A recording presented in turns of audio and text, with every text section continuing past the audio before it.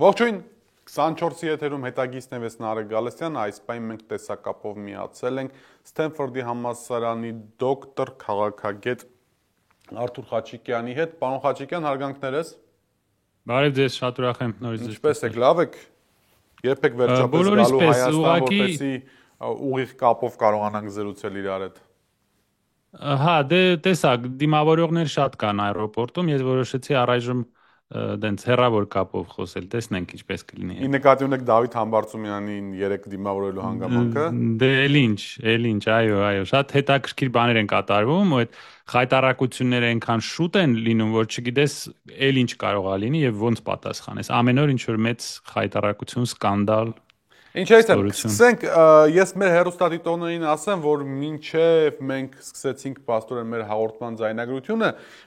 խոսում էինք ուրեմն 50-ական թվականներին Միացյալ Նահանգներում հայտնված մի աղանդի մասին, որը կոչվում էր ժողովրդի տաճար, եւ այդ աղանդի պաստորեն հիմնադիրն էր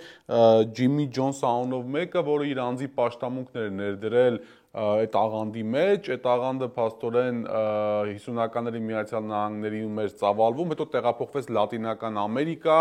անգամ սենատոր թե կոնգրեսմեն գնաց այդ բանը աղանդը հետազոտելու դրան սպանեցին եւ վերջում տեղի ունեցավ մարդկության պատմության հայտնի ամենամեծ ինքնասպանության դրվագը, երբ որ մոտավորապես 903 մարդ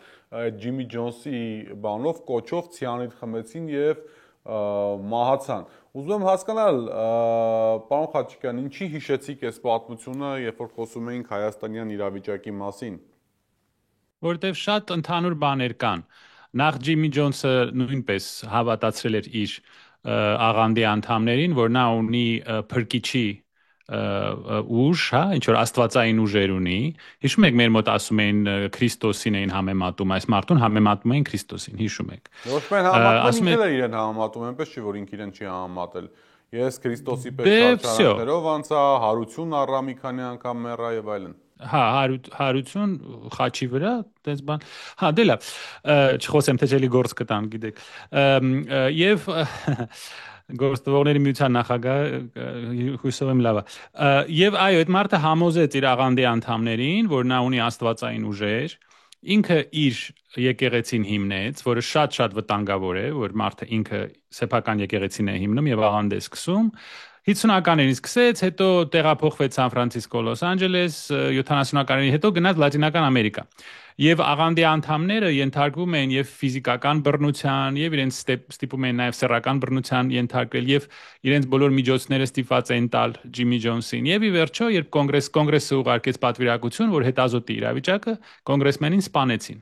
Դրանից հետո աղանդի ղեկավարը ինքնասպանության հրաման տվեց, 909 մարդ ցիանիդ ընդունեցին եւ մահացան։ Մեծ մասը երեխաներ, եւ երեխաներին ստիպում էին, որ նրանք այդ թույնը ընդունեն։ Սա ամենամեծ մասսայական ինքնասպանության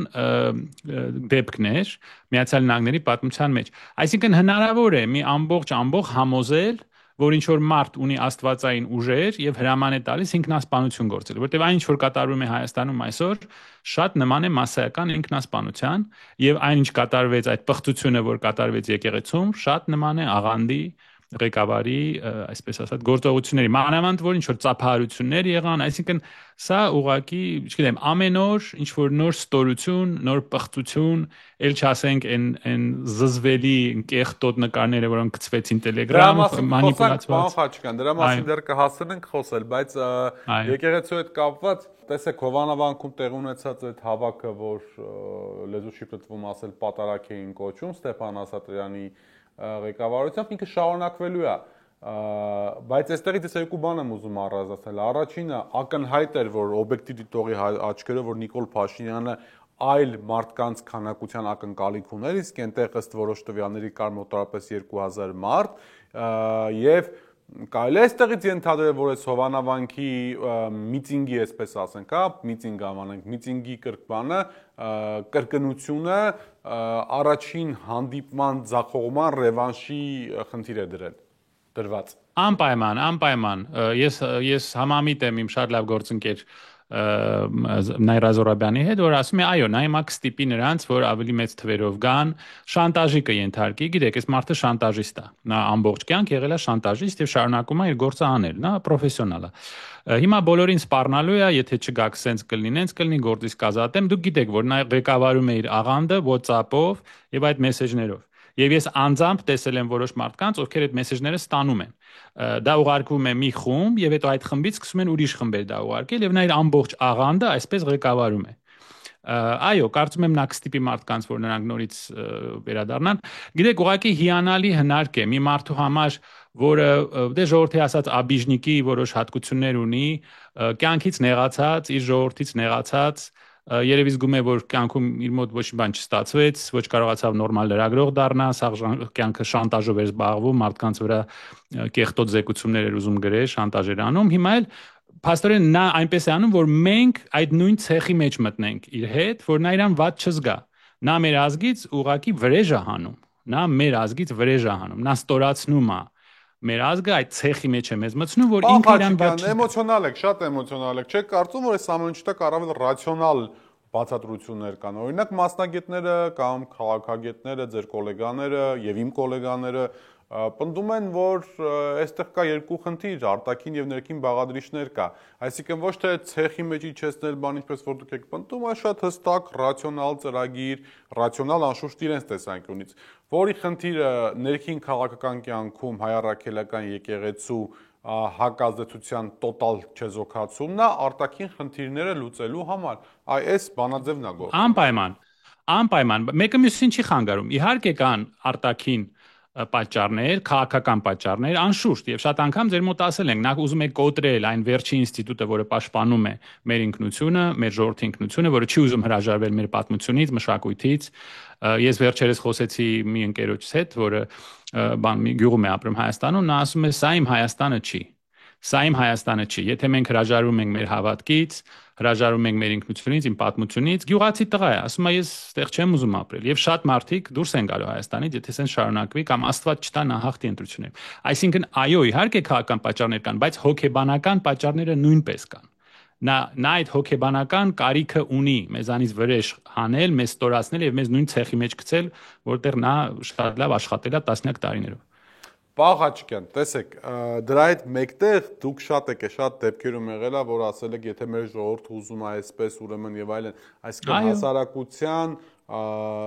օրվա իշխանությունների գործողությունների հանդուրժողականության քննադատությամբ եք հանդես եկել։ Բայց հիմա Հովանավանքում տեղի ունեցած այսպես հանրային չմասնակցությունը կամ հանրային անտարբերությունը արդյոք չի վկայում այն մասին, որ հայ առաքելական եկեղեցու դեմ արշավում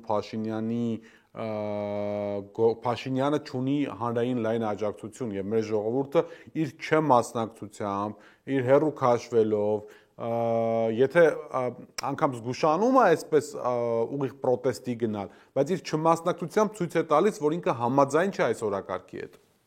Բրավո, ուղղակի բրավո։ Հիանում եմ այն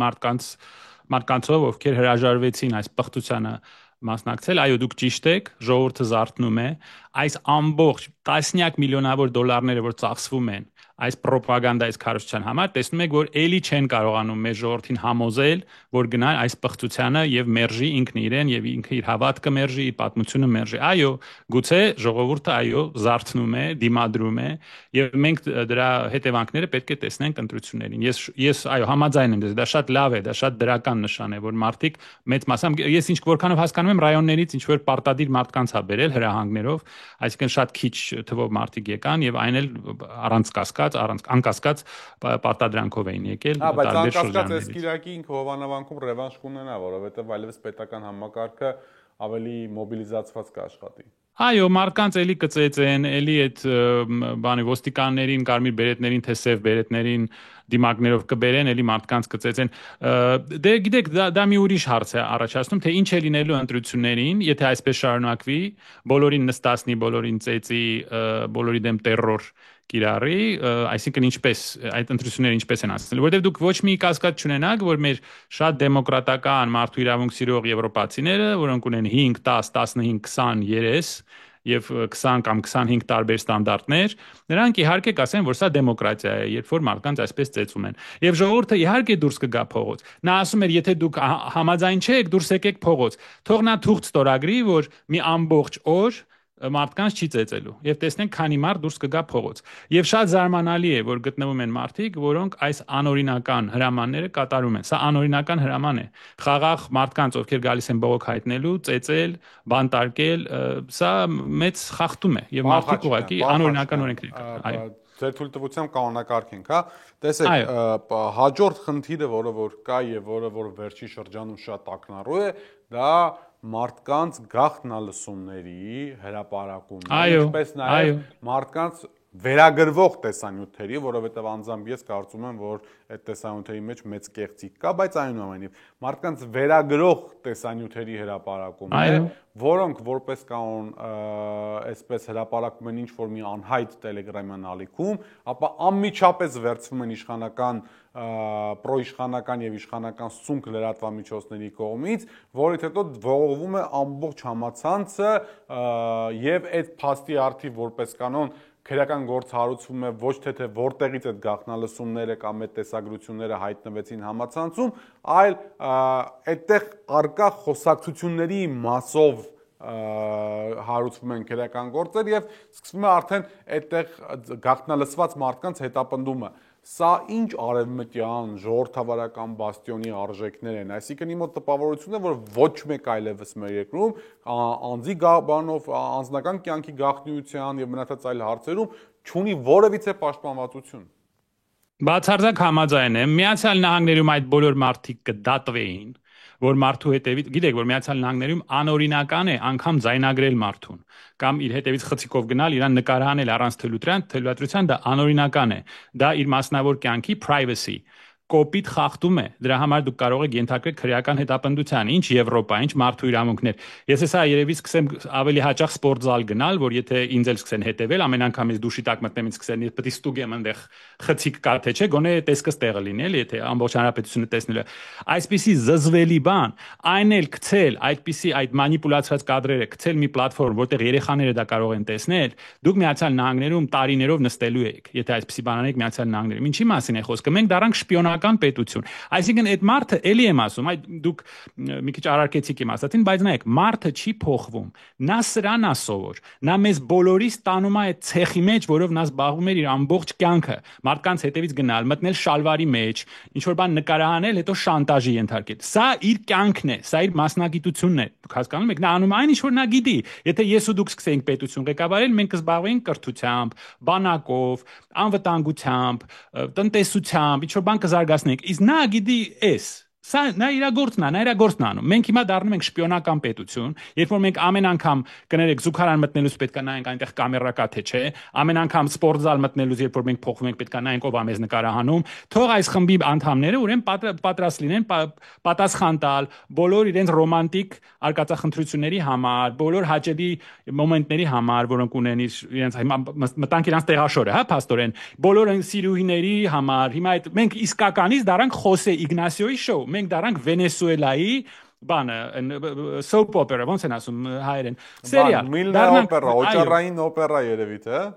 հա բայց արդեն X-rated այսինքն այնտեղ արդեն որոշ երանգներ կան որ չեմ ուզում այդ բառը ասեմ գիտեք դա ոնց է կոչվում մենք դառնանք reality ինչ-որ pornographic show եւ նա մեզ դարձրեց սա հասկանում եք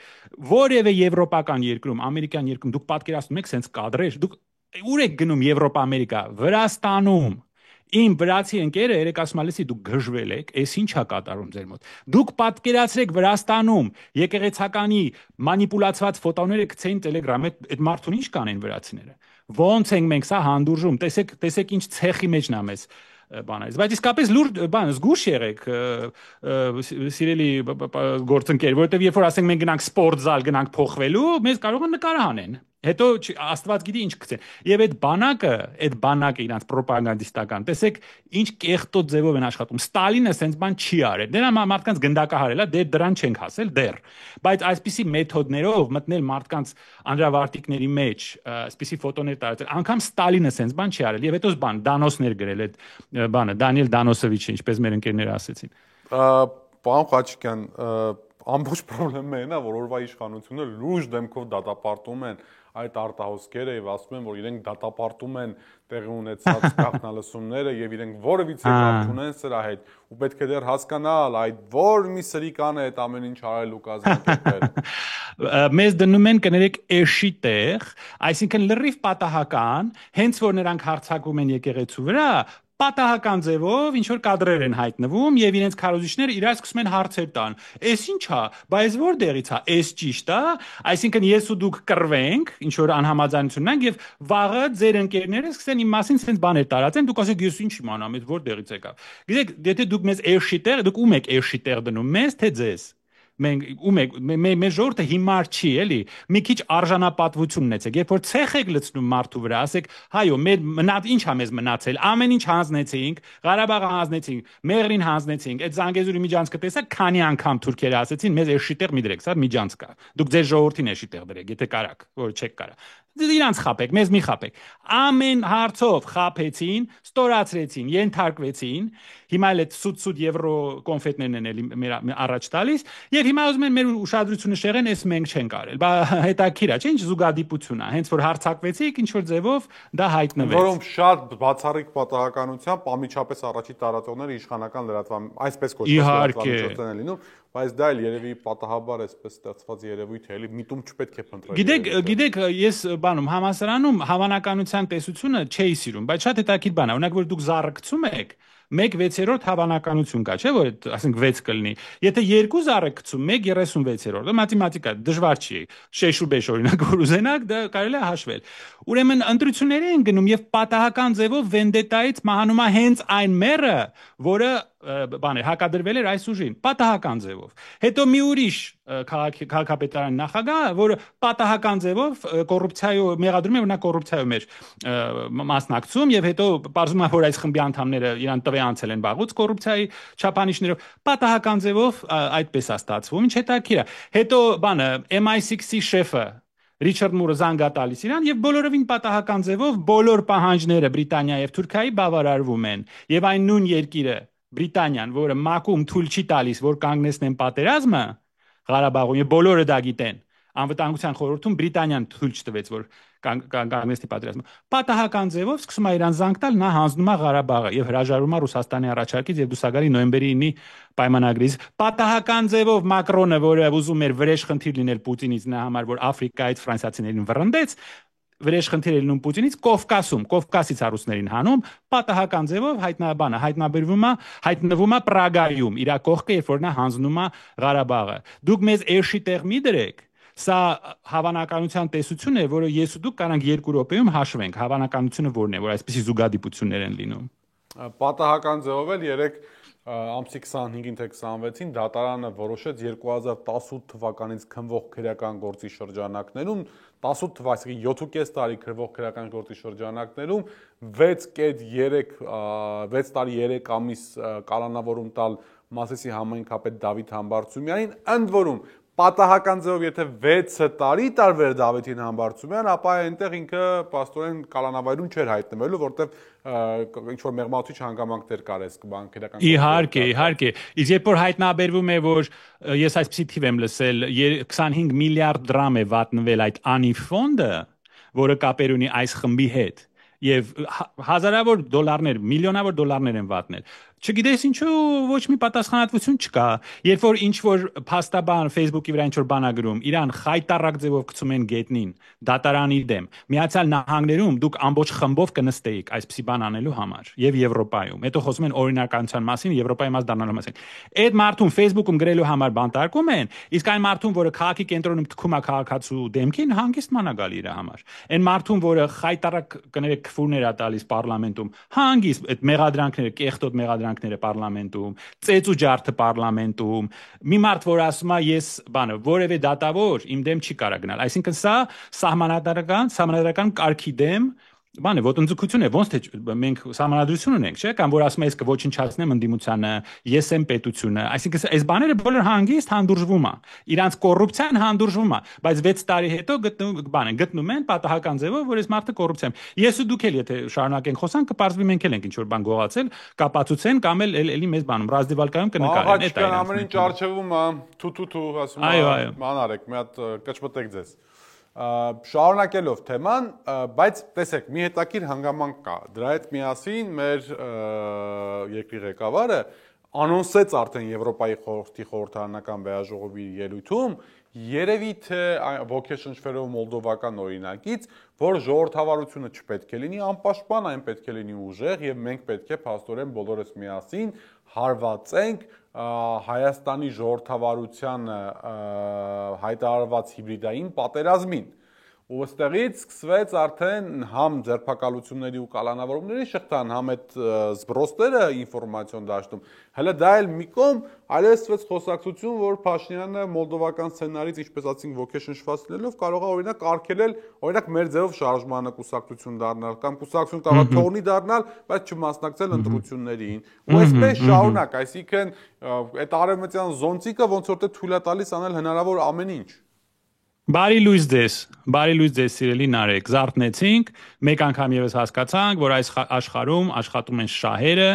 եւ ռեալ պոլիտիկը եւ ուժը եւ փողը, ոչ թե այդ իդեալիստական այդ գաղափարները դեմոկրատիայի մասին, երբ որ Ֆինլանդիայի նախագահն էր թե ով էր գնաց Վրաստան փողոցում սկսեց մասնակցել հակակառավարական ցույցին, երբ որ իրան չընդունեցին, դեմոկրատիա պաշտպանելով գնաց Ադրբեջան։ Երբ որ դեմոկրատական Եվրոպան ասում է Ալիևը մեր ամենամոտիկ ընկերն է, երբ որ դեմոկրատական Միացյալ Նահանգների նախագահը ասում է որ Ալիևը, որը 22 տարի զբաղեցնում է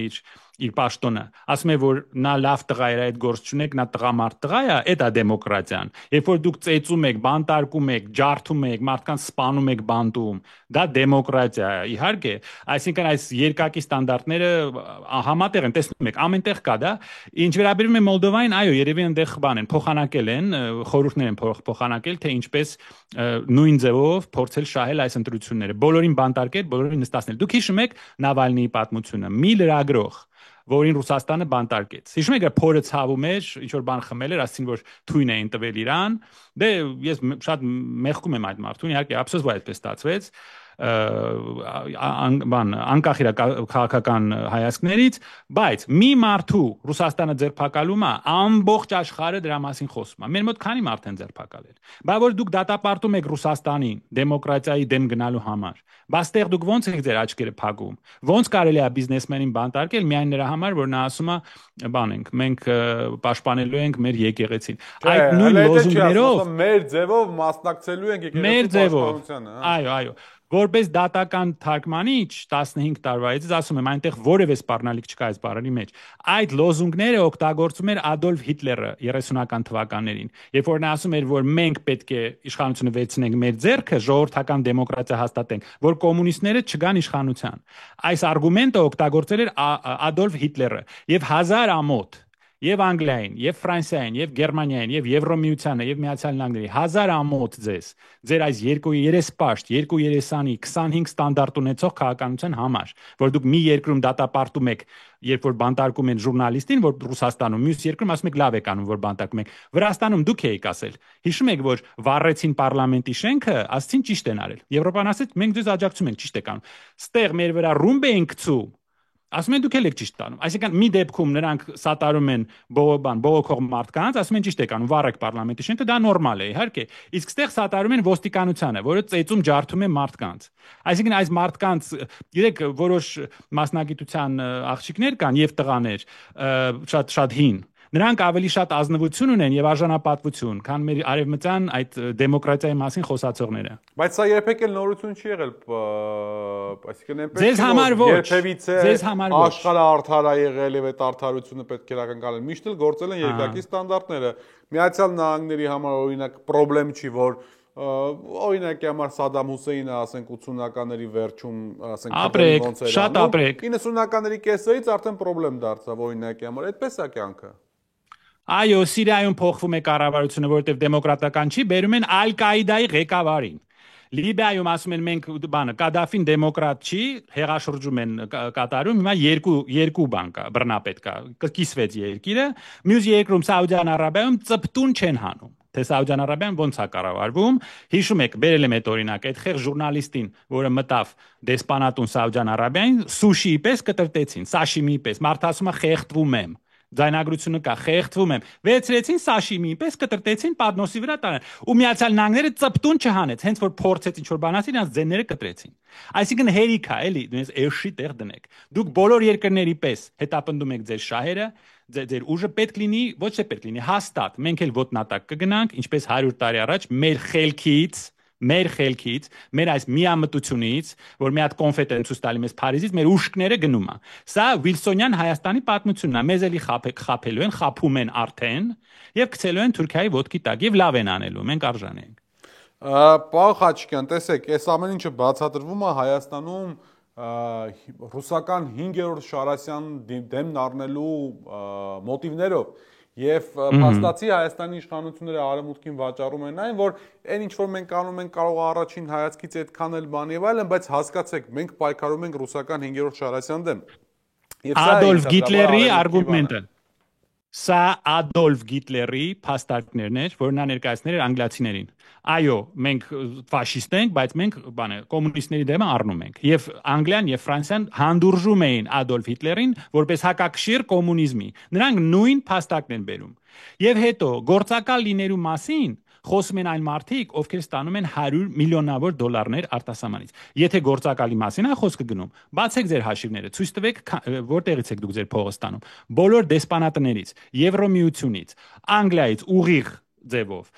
բանից, Նորվեգիայից, գիտեմ, Շվեդիայից, Միացյալ Նահանգներից, այդ բոլոր ֆոնդերը, որ գալիս են, դա չի գործակալ լինելը, Միացյալ Նահանգներում դա արգելված է, դուք իրավունք չունեք արտասահմանից փող ստանալ, քաղաքական գործունեությամբ զբաղվեք։ Ֆրանսիայում դա արգելված է, Անգլիայում դա արգելված է, դուք մինչև 5 տարի նստելու եք։ Եվ մինչև կարծեմ 250,000 դոլարի տուգանք է,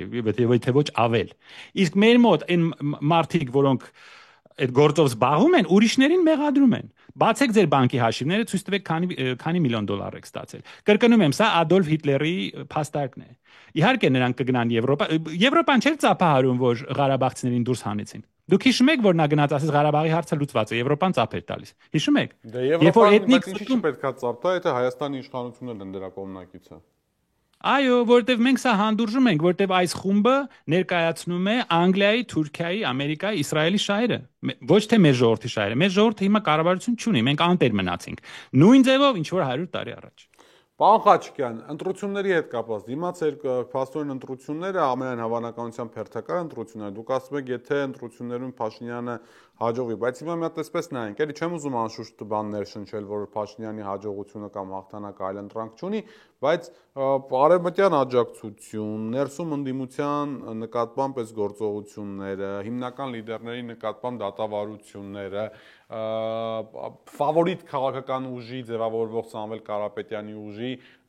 լիդերի, այսինքն Սամվել Կարապետյանի կալանավորում, եկեղեցու նկատմամբ արշավներ, ու այս ամեն ինչը արտաքին աջակցություն, Ադրբեջանի եւ Թուրքիայի կողմից որոշակի լոյալություն,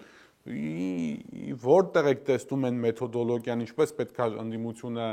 առաջնորդի, որ կարողանա մեր ժողովրդի սրտերը գերել այս փակ ցիկլի պայմաններում։ Դե այո, ճիշտ եք, արևմուտքից փող ա բերում, գիտեք, 125 միլիոն դոլար արդեն Եվրոպան հատկացրել է։ Հայաստան են գալու քարոզիչներ, այդ Ջիմ Ջոնսի պես, այդ աղանդի անդամների պես։ Ման են գալու գյուղերում, քաղաքներում, մեզ բացատրելու են, որ հանձնվելը լավ բան է, որ մենք 150 տարի հետո կդառնանք Եվրոպայի մաս, որը ոչ ոք Եվրոպայում չի ասում։ Խոսք կտան, որ էլի երկնքից դոլարներ, եվրոներ կընկնեն, Սևան լիճը Կոկա-կոլայով կլցնեն։ Ինչ որ sense հեքիաթներ մեզ կպատմեն, էլի մենք սրան ընտրենք ու դրանից հետո Ադրբեջանը կանցնի հաջորդ этаպին, Սյունիքը արդեն կամաց-կամաց մեզանից կվերցնի։ Եվ մնացածը դժվար հարց է։ Պարզ է, որ նա բոլորին նստացնելու է, տեսնում եք ինչ է անում։ Ով որ ինչ որ ռեյտինգներ ունի, հարցակումավորեն, իր այդ մանումենտի շների թիմը բացա թողում մարդկանց վրա, նույն բանը կարվի ցանկացած մարդու հետ, որ ունի ինչ որ ռեյտինգներ։ Կարապետյանին կնստացնի, երևի որոշ մարդկանց չի նստացնի, որ էլի կարողանա այդ կոճակը սխմել, նախկինները, թալանը, չնայած ինքն էլ եւ նախկին է դարել, եւ թալանել է, եւ իր մոտիկներն են թալանել, իր ընտանիքի անդամները միլիոներներ են դարել, բոլոր դրա մասին արդեն չեն գիտեն, այսինքն արեց նույն բանը, որում մեղադրում էր նախկիններին։ Նա երևի մի երկու մարդ կթողի ձևի համար եւ էլի այդ կոճակները սկսի սխմել, որ ժողովուրդը իրան ընտրի։ Մենք պետք է մեր ժողովրդին բացատրենք, որ արդեն անկախ Հայաստան չկա։ Մենք արդեն անկախ Հայաստան չենք։ Երբ կողքի մեր հարևանը որոշում է թե մենք որտեղից ենք ցորեն ստանալու, դա արդեն մենք անկախ պետություն չենք։ Եվ մենք արդեն կորցրեցինք Զանգեզուրը, Մեղրին կորցրեցինք։ 1-2 քայլ եւ Հայաստան այլևս չկա։ Եվ թող մեր ժողովուրդը որոշի, ինչ է իր համար ավելի կարևոր։ Ոնց էր ասում, քեֆ ենք անում, հորս արև, քեֆ ենք։ Եթե էդ եք ուզում, լավ է, քեֆ արեք։ Քեֆ արեք, հավաքեք ձեր վեշերը, գնացեք Գլենդեյլ, Կրասնոդար, Մոսկվա, որտեղ շուտով Հայաստան չի լինելու։ Եթե դա է ձեզ համար կարևոր, եթե մի հատ հիանալի մարդ կա։ Շատ ֆատալիստական չի, պարոն Խաչիկյան, ձեր ասածները, որովհետև միգուցե մեր ժողովրդին ավելի դրական էմոցիաներ պետք է ներշնչենք, ոչ թե ասենք որ ամեն ինչ դե դրական է նա, որ եթե ժողովուրդը ուզում է պահի իր հայրենիքը, պահի իր Հայաստանը, պետք է գա նոր մարդիկ, ովքեր անցյալի հետ կապ չունեն, ովքեր ունեն հստակ ծրագիր, ովքեր ունեն ինչ-որ կրթություն, ովքեր անցյալում ամեն հարցում չեն անհաջող եղել եւ տապալվել, ինչ-որ բան ունեն, ինչ-որ անցած ճանապարհ ունեն եւ կոնկրետ ծրագիր տնտեսական զարգացման, մշակութային մեր կրթությունը խայտառակ վիճակում է, մեր բոլոր դասագրքերը պետքա փոխվեն դպրոցներում, համալսարաններում, մեր մոտ կրթական ռևոլյուցիա պետք է տեղի ունենա, ինչպես իմ շատ լավ ընկերներ ասում, ես համաձայն եմ։ Մենք շատ եւ շատ գործեր ունենք անելու եւ եթե ուզում եք, այդ եվրոհեքիաթների մասին էլ կարող ենք խոսել, եթե ուզում եք իհարկե։ Եվրոհեքիաթ ասելով ինչի նկատի ունեք, համեցեք։ Որ մեզ հիմա էլի այդ կոնֆետը ցույց են տալի, որ դուք Եվրոպայի մաս եք դառնալու, այդ ժողովրդի ասած կուտ տալը։ Ես անկեղծած չեմ ասել Եվրամիության որևիցե լուրջ պաշտոնյայից, այսինքն գործադիր մասից, որ այդ հարցը ընդհանրապես քննարկվում է։ Ուրեմն Ֆրանսիայում իմ վրա ծիծաղած տաքսի վարորդը, երբ որ նա ուզում էր բարձր Հայաստանը որտեղ է, հետո Շարլ Ազնավուրման ինչպես միշտ, հասկացավ, ասեց, բայց դու գիտեք, որ ձեր մասին ոչ ոք չգիտի Եվրոպայում։ Ես այն մյուս սերունդից եմ, ես հիշում եմ Ազնավուրին, բայց մնացածները չգիտեն Հայաստանը որտեղ է։ Ես ասել եմ, երբ որ դուք ասում եք Արմենիա, այսինքն գլուխը թեքում են, այն բանը ավճարկաները որ կատու են տեսնում սենց են չեն հասկանում մենք որտեղից ենք ով ենք մեզ ոչ ոք դա չի առաջարկել մենք արդեն 900 եվրո հավաքել ենք արդեն 6 ամիս է ես առաջարկում եմ առաջին մարդը որը կգա թերթ բերի ապացույց բերի որ ինչ որ եվրոպական պաշտոնյա մեզ թիվ է ասել երբեք մենք Եվրոպայի մաս դառնալու ստանում է 900 եվրո դուք էլ մի 50 եվրո դրեք 950 եվրո կտանք այդ մարդը թող գա մեզ ասի հիմա ես շուտ մի հատ մի բան ձեզ առաջարկեմ ուրեմն 9 կանդիդատ կա տեխնացու Եվրոպա մտնելու համար։ Ալբանիան սպասում է 16 տարի, 2009-ին է դիմել։ Բոսնիա Հերցեգովինան սպասում է 9 տարի, 16 թվին է դիմել։ Մոնտենեգրոն սպասում է 13 տարի, Հյուսիսային Մակեդոնիան սպասում է 21 տարի, 2004-ին է դիմել։ Թուրքիան սպասում է 38 տարի, դիմել է 1987-ին։ 38 տարի։ Եվ ամենակարևորը, որպեսզի Եվրոպայի մաս դառնալ որտեղ մեզ հրավիրում է ոչ ոք։ Պետքա բոլոր երկրները իրենց հավակնությունը տան։ Այնտեղ կա Հունգարիան, որը 2 անգամ մերժել է, անգամ $10 միլիոն տալ Հայաստանին։ Ասել է, եթե Հայաստանին տալիս եք, մեր եղբայրներին Ադրբեջանում պետքա տաք։ Հիմա որն է հավանականությունը, որ այն երկիրը, որը Սաֆարովին հանձնեց Ադրբեջանին մարդասպանին, որը 2 անգամ մերժեց Հայաստանին անգամ $10 միլիոն տալը, որ այդ երկիրը կհամաձայնվի, որ մենք Թուրքիայից առաջ մտնենք Եվրոպա։ Եթե ես իրանց տեղը լինեի, ես կասեի կներեք, մեր եղբայրները Թուրքիայում սպասում են 38 տարի։ Եթե Հայաստանը պետքա դառնա անդամ, թող դրանից առաջ Թուրքիան դառնա, Ադրբեջանն էլ պետքա դառնա։ Այսինքն նախ մենք որևէ հրավերք չունենք, երկրորդը որևէ ձևով այս խայտարակությունը, այս տերորը չի համապատասխանում եվրոպական ստանդարտներին, երրորդը Հունգարիան մեզ թույլ չի տա, որ մենք մտնենք, չորրորդը ոչ ոք չի հաշվարկել, դա երբ հայլնելու եւ ինչ հետևանքներ կլինեն տնտեսական։ Հինգերորդը մենք անգամ սահման չունենք Եվրոպայի հետ։ Այսինքն նրանք անընդհատ այս 18 թիվն է նորից։ Դուք հիշում եք նա ոնց ընտրվեց։ Այդ խորհուրդները, բաները, խոստումները հիշում եք։ Այդ նույն ձևով էլի այդ հեքիաթները պատմում են, այդ դատարկ խոստումները մեզ տալիս են, որ սրանց նորից ընտրենք, որ սրանք շարունակեն սաղից ծեծեն, բանում, տուալետում նկարահանեն, ձեռ առնեն, այս աղանդը շարունակվի, Հայաստանը հանձնեն, Մեղրից հետո Սյունիքն է գնալու, Սյունիքից հետո Սևանն է գնալու, որտեվ մեր հարևանները խելացի մարդիկ են, նրանք որ տեսնում են այսպիսի կառավարություն մենք ունենք, որ ամեն ինչ հանձնում է, մենակ մնա իշխանության, նրանք ամեն ինչ էլ կվեցնեն։ Ժողովուրդը պետքա սթափվի, եւ դուք ճիշտ եք ասում, գուցե ինչ որ դրական բան կա, այդ լավ է, դրական բանը շատ լավ է։ Դրական բան կա, որ մեծ մասը մարդկանց հրաժարվեց մասնակցել այդ պղծությանը եւ այս աղանդի անդամ դառնալու։ Տեսնենք, պարոն Խաչիկյան, ինչա դեռ առջևում մեզ սպասում։ Շնորհակալ եմ շատ, որ ժամանակ գտաք ձեր բազմազբաղ գրաֆիկում եւ on-line միացաք։ Շնորհակալ եմ մեր հյուրը լինելու համար։ Շնորհակալ եմ, պինդ մնացեք։ Մերսի Նարեկ ջան։ Հիշեցնեմ, որ իմ հյուրն էր Սթենֆորդի համալսարանի դոկտոր քաղաքագետ Արթուր Խաչիկյանը, մնացեք խաղաղությամբ։